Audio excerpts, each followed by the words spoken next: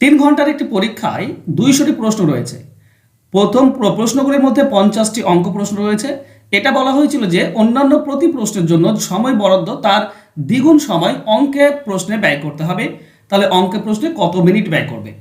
দেখো, 50টি আছে অঙ্কের প্রশ্ন, তার মানে 150টি আছে অন্য প্রশ্ন। এখানে দ্বিগুণ সময়, তো আমি ধরবো 2x সময়, তাহলে এখানে x সময় লাগবে। তাহলে একটা প্রশ্নে যদি 2x লাগে, তো 50টি প্রশ্নের টোটাল সময় লাগবে 100x, আর একটি প্রশ্নে x লাগলে 150টি প্রশ্নের সময় লাগবে 150x। তাহলে টোটাল আমার সময় কত লাগলো? টোটাল সময় লাগছে 250x, তাই না? এটাই তো 3 ঘন্টা। 3 ঘন্টা মানে 180 মিনিট। তাহলে আমরা বলতে পারি যে 250x সমান সমান 180 মিনিট। তাহলে x মানে হবে 180/250। এবার ব্যাপারটা দেখো, আমাকে বলেছে অঙ্কে প্রশ্নে কত। তো অঙ্ক তো আমার 50টি প্রশ্ন ছিল, তাই না? সরি, অঙ্কে আমার 100x সময় লেগেছে, 100x। তাহলে এদিকে 100 গুণ করে দাও, এদিকে 100 গুণ করে দাও, তাহলেই পেয়ে যাবে।